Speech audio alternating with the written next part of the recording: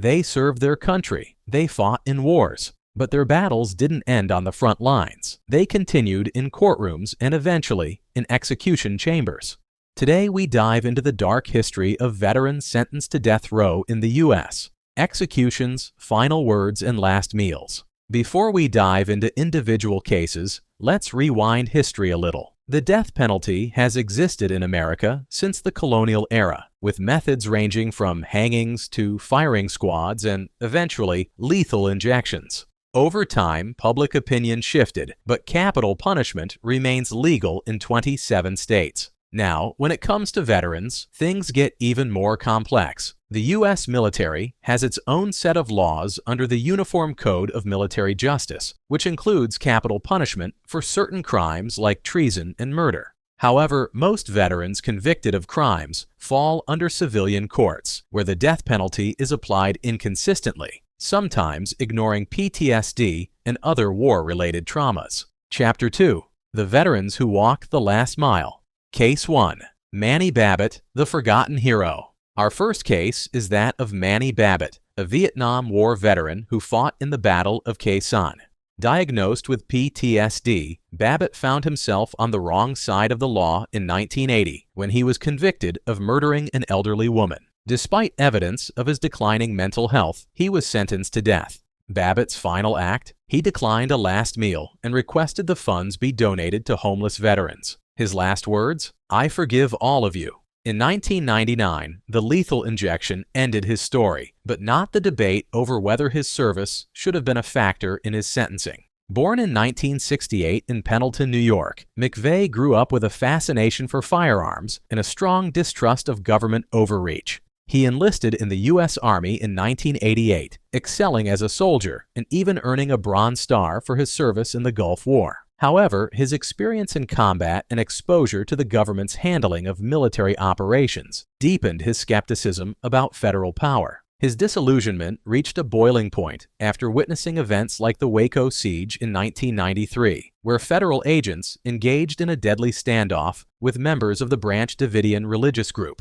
McVeigh saw the government's actions as tyrannical, fueling his growing hatred. Determined to send a message, McVeigh meticulously planned an attack that would shake the nation. On April 19, 1995, he parked a rented Ryder truck loaded with nearly 5,000 pounds of explosives in front of the Alfred P. Murrah Federal Building in Oklahoma City. At 9:02 a.m., the bomb detonated, tearing through the structure and killing 168 people, including 19 children who were in a daycare center inside the building. More than 600 others were injured. The explosion was the deadliest act of domestic terrorism in U.S. history at the time. McVeigh showed no remorse. He believed his actions were justified retaliation against what he saw as a corrupt and oppressive government. He was arrested just 90 minutes after the bombing for driving without a license plate and illegal firearm possession. Soon, investigators linked him to the attack, and he was charged with multiple counts of murder and conspiracy. During his trial, McVeigh remained cold and unrepentant, insisting that his actions were a necessary rebellion. He was convicted on all counts and sentenced to death. Even as his execution date approached, he did not express regret. On June 11, 2001, McVeigh was executed by lethal injection at the U.S. Penitentiary in Terre Haute, Indiana. His final meal was 2 pints of mint chocolate chip ice cream. As his final words, he quoted the last lines of the poem, Invictus, I am the master of my fate. I am the captain of my soul. Unlike McVeigh, Nidal Hasan remains alive, awaiting execution. The former Army psychiatrist carried out the 2009 Fort Hood shooting, killing 13 people. Despite his veteran status, his trial was swift and he was sentenced to death. Hasan remains on death row at the U.S. Disciplinary Barracks in Kansas, with no scheduled execution date. What will his last meal and words be? Only time will tell. A question to ponder. The psychological toll. Why some veterans end up on death row. Many of these cases bring up an uncomfortable truth. How does military service affect the mind? PTSD, traumatic brain injuries, and substance abuse are common among veterans. Yet the justice system often overlooks these factors. Should they receive different treatment in court? It's a question that divides the nation. Earl Forrest, a Vietnam veteran, was sentenced to death for a drug-fueled murder spree in 2002. His execution in 2016 raised questions about how substance abuse among veterans leads to violent crimes. His final meal, steak, pasta, and chocolate cake. His last words? Silent, but he mouthed messages to his daughter, who watched behind the glass. James Davis was a warrior long before he was a killer. He served in 2 tours of Vietnam, where he faced death on a daily basis. He watched friends die. He killed to survive. And when he was finally sent home, he wasn't the same man anymore. The war followed him home. The sounds of fireworks on the 4th of July sent him diving for cover. The smell of gasoline triggered memories of burning villages. He couldn't sleep, he couldn't escape. His mind was stuck in Vietnam. Like so many others, James turned to alcohol, then to harder drugs. The government had trained him to fight, but it never trained him to heal. In 1996, during a drug-fueled psychotic episode, he stabbed his coworker to death. It wasn't premeditated, it wasn't calculated. It was an explosion of a man who had been at war for too long. His defense team barely mentioned his PTSD. The jury didn't hear about his combat trauma. The prosecution painted him as a violent man, not a broken soldier. He was sentenced to death. On the night of his execution, James finally received an honor he had long been waiting for, a Purple Heart awarded to him for the injuries he sustained in combat decades earlier. But it came too late. In 2009, he was executed by lethal injection. His final words? "I am at peace now. The war is over." Warren Gregory was a hero, a decorated Gulf War veteran. He survived missile attacks, saw oil fields burning in the desert, and walked through the wreckage of war. For his bravery, he earned multiple military honors. But war doesn't just end when the battle is over. Back home, Warren's demons followed him. Nightmares of explosions, paranoia in crowds. He drank to silence the memories. He isolated himself. And then, one night in 1993, he snapped. In a moment of psychosis, Warren killed a man during an altercation. He didn't plan it. He barely remembered it. But the jury didn't care about his PTSD. The court ignored the years he served his country. The only thing that mattered was the crime. Warren spent nearly 20 years on death row. He wrote letters pleading for clemency. He begged for recognition, not as a murderer, but as a soldier abandoned by the system. His requests were denied. For his last meal, Warren ordered a medium pepperoni pizza, buffalo wings, and a large soft drink. Before his execution, his final words were simple. "I'm sorry." Christopher Brooks enlisted in the military as a way out. He wanted a future, a purpose, and for a while, he found it. But war has a way of breaking people. His experiences changed him and left him scarred. And when he came back home, things started falling apart. Christopher got involved in crime. He ran with the wrong crowd. In 1992, he was convicted of murder. The prosecution painted him as a cold-blooded killer, but his past, his trauma, and his time in the military were never truly considered. For years, Christopher fought for a retrial. His appeals were rejected. His lawyers argued that PTSD and untreated mental illness had contributed to his crime, but the courts didn't care. His execution was scheduled for January 21, 2016. His last request? 2 peanut butter cups and a Dr. Pepper. And his final words? "I hope this brings closure to everybody. I'll see you soon. I love y'all." Ronald Gray was an Army specialist stationed at Fort Bragg, North Carolina in the late 1980s. His case remains one of the most infamous in military history. Gray was convicted of multiple murders and sexual assaults between 1986 and 1987. His victims included both civilians and military personnel. The brutality of his crimes led to his swift conviction. He was sentenced to death in 1988, but unlike most civilian cases, military death sentences require approval from the President of the United States. It took 20 years for a presidential order to come. In 2008, President George W. Bush approved his execution, making Gray the first military prisoner set to be executed since 1961. But multiple appeals and legal delays have kept him alive. Today, Gray remains on military death row, being the longest-serving inmate in its history. In 2003, during the early days of the Iraq War, Sergeant Hassan Akbar committed one of the most shocking crimes in military history. On March 23, 2003, Akbar, a member of the 101st Airborne Division, launched a deadly attack on his fellow soldiers. He threw grenades into a military tent and then opened fire, killing 2 officers and wounding 14 others. His defense team argued that he suffered from paranoia and mental instability, but the jury saw it differently. He was convicted of premeditated murder and attempted murder and sentenced to death. Akbar remains on military death row. His case is one of the most controversial in military history, with many questioning whether his mental health and combat stress were fully considered in his sentencing.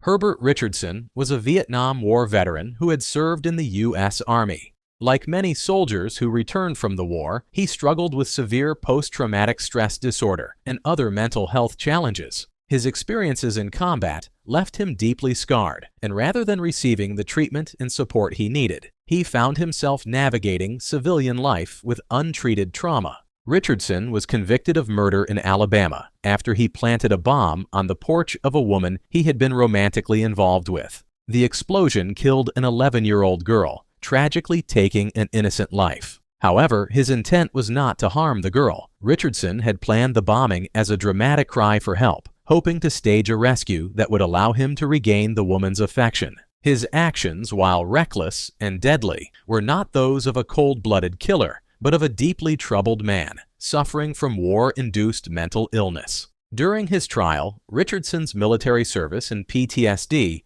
were largely ignored. Instead of considering how his wartime experiences contributed to his actions, the court focused solely on the crime. He was given inadequate legal defense, and key mitigating factors such as his psychological state and the role of his PTSD were never fully explored before the jury sentenced him to death. Richardson was executed in 1989 in Alabama. He spent years on death row, awaiting a fate that many believed was unjust, given his mental health struggles. On the night of his execution, he received no visits from family or friends. Instead, a fellow veteran who had served in Vietnam with him came to hold his hand in his final moments. His case was later highlighted by Brian Stevenson, the founder of the Equal Justice Initiative, EJI. In his book Just Mercy, Stevenson pointed to Richardson's case as an example of how the justice system fails to account for trauma, mental illness, and the sacrifices veterans make, often leading to unjust punishments rather than rehabilitation and care. John Allen Muhammad, a Gulf War veteran, became infamous for orchestrating the 2002 D.C. sniper attacks that left 10 people dead. A skilled marksman, he turned his training against innocent civilians, using a modified Chevrolet Caprice as a mobile sniper's nest. He was caught organizing a deadly shooting spree that terrorized the whole country. Muhammad would be executed in 2009 by the use of a lethal injection. He would deny a special last meal and was given the usual prison food as his last meal. He did not issue any final words as well. Muhammad's execution brought closure to the victims' families, but the mystery of his transformation from soldier to killer remains debated. Andrew H. Brannon was once a dedicated soldier, a Vietnam War veteran who had served his country with honor. But decades after the war ended, he found himself on death row, his life defined not by his service, but by a tragic encounter on a rural Georgia road in 1998. His case would go on to spark debates about the impact of PTSD on veterans and the role of mental illness in capital punishment.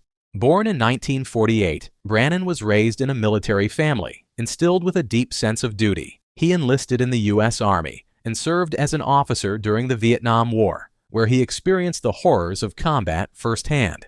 For his bravery, he was awarded the Bronze Star. However, like many veterans, he returned home a changed man.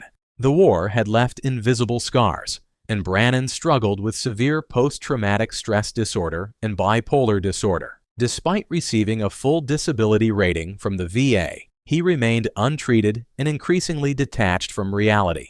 On January 12, 1998, Brannon was driving at nearly 100 miles per hour through Lawrence County, Georgia, when 22-year-old Sheriff's Deputy Kyle Dinkeller pulled him over for speeding.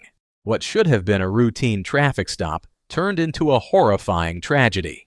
Dinkeller's dashboard camera captured the chilling encounter in its entirety. Brannon initially seemed erratic, stepping out of his truck and dancing in the street before becoming aggressive. He screamed profanities at the young deputy and dared him to shoot. Moments later, Brannon retrieved an M1 carbine from his vehicle and opened fire. The sound of gunfire echoed as he shot Dinkler multiple times, even pausing to reload as the deputy, wounded and defenseless, screamed for his life. Brannon fired the final shot at point-blank range before fleeing the scene. Dinkler's body was discovered shortly after, and the disturbing footage of his murder became widely circulated in law enforcement training programs as an example of the dangers officers can face. Meanwhile, Brannon was arrested the next day, nearly 30 miles away, still carrying the murder weapon. During his trial, Brannon's defense focused on his severe PTSD, arguing that his actions were the result of a mental health crisis rather than intentional malice. His lawyers highlighted his honorable military service and the lack of adequate mental health care for veterans. But the prosecution emphasized the brutality of the murder and the cold-blooded way Brannon had executed the young deputy. The jury ultimately found him guilty, and he was sentenced to death. As his execution date neared, the case reignited discussions on the criminal justice system's treatment of mentally ill veterans. Supporters argued that Brannon, a war hero abandoned by the system, should have been given life in a psychiatric facility rather than a death sentence. But for Dinkler's family and many others, justice had to be served. On January 13, 2015, Brannon was executed by lethal injection at the Georgia Diagnostic and Classification Prison. His final meal consisted of fried fish, hush puppies, and ice cream. As he lay on the gurney, he offered his last words: "I extend my condolences to the Dinkler family. I am sorry." Case 14, the murder of Tracy McBride, Louis Jones, Jr. Born in 1950, Jones grew up in Texas and eventually found his calling in the military. He dedicated 22 years to the U.S. Army, climbing the ranks and earning the respect of his peers. He served in the Gulf War, where he was exposed to the harsh realities of combat. But like many soldiers, Jones did not return home unchanged. He struggled with unexplained mood swings, aggression, and mental distress, symptoms that some would later attribute to exposure to nerve agents during his deployment. By the mid-1990s, Jones had retired from active duty and was attempting to transition to civilian life. However, his mental state had deteriorated, and he was plagued by instability and violent impulses. On February 18, 1995, those demons took over. That day, 19-year-old Army Private Tracy Joy McBride, stationed at Goodfellow Air Force Base in Texas, was doing laundry in her barracks when she was abducted at gunpoint. Witnesses reported seeing a man force her into a vehicle before speeding away. The search for McBride was frantic. Friends, family, and law enforcement hoped to find her alive, but their worst fears were soon confirmed. 44-year-old Jones had taken her to a remote location where he sexually assaulted and brutally murdered her before dumping her body in a desolate area. 9 days later, McBride's remains were discovered. The young soldier's life had been cut short by the hands of a man who had once sworn to protect his own. Jones was arrested shortly after the murder, and the evidence against him was overwhelming. He eventually confessed to the crime, but his defense team argued that his actions were influenced by neurological damage caused by his exposure to nerve gas during the Gulf War. They contended that Gulf War syndrome, an illness affecting thousands of veterans with symptoms ranging from chronic pain to severe psychological disorders, had played a role in his violent outburst. Despite these claims, the jury was unmoved by the defense's argument. The brutality of the crime, the suffering endured by McBride, and the betrayal of a fellow soldier outweighed any mitigating factors. In 1996, Jones was convicted of kidnapping and murder and was sentenced to death. During his time on death row, Jones expressed remorse for his actions. His case, however, continued to fuel debates about the long-term effects of war on soldiers' mental health and the responsibility of the military to provide proper psychological care. On March 18, 2003, Louis Jones, Jr. was executed by lethal injection at the U.S. Penitentiary in Terre Haute, Indiana. His final meal was a simple one: steak, salad, and a baked potato. Before taking his last breath, he offered a final statement: "I'm sorry for the pain I have caused." Have you ever wondered what crimes are so grave that they lead someone to death row? Capital punishment within the United States military is governed by the Uniform Code of Military Justice, UCMJ, which outlines specific offenses that can result in a death sentence. While the military retains the death penalty for certain crimes, executions have been exceedingly rare, with the last military execution occurring in 1961. The UCMJ specifies several offenses that are eligible for the death penalty. Some of these offenses are punishable by death at all times, while others are only capital offenses during times of war. Offenses punishable by death at all times include conspiracy, engaging in a plot to commit a serious offense; mutiny or sedition, attempting to overthrow or undermine military authority; misbehavior before the enemy; acts of cowardice or misconduct in the presence of the enemy; subordinate compelling surrender, forcing a commanding officer to surrender; improper use of countersign; misuse of passwords or signals intended for security purposes; forcing a safeguard; violating protections granted to persons or property; espionage, spying or providing intelligence to the enemy; aiding the enemy, providing assistance to enemy forces; improper hazarding a vessel, recklessly endangering a ship under one's command; murder, unlawful killing with premeditation. Offenses punishable by death only during times of war: desertion, abandoning one's post or duty without permission; assaulting a superior commissioned officer; using violence against a higher-ranking officer; willfully disobeying a superior commissioned officer; intentional refusal to follow lawful orders; misbehavior of a sentinel or lookout; neglecting duties assigned to guards or watch personnel; lurking as a spy or acting as a spy; engaging in espionage activities.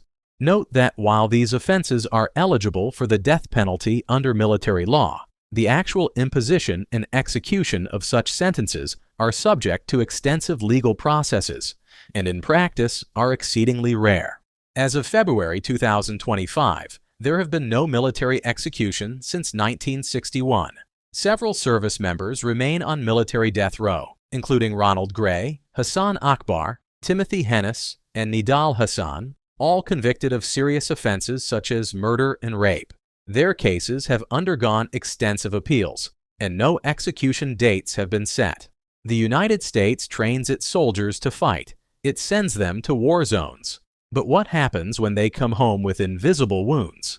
At least 300 veterans sit on death row today. Many of them suffer from PTSD, traumatic brain injuries, or severe depression. Instead of receiving treatment, they're executed.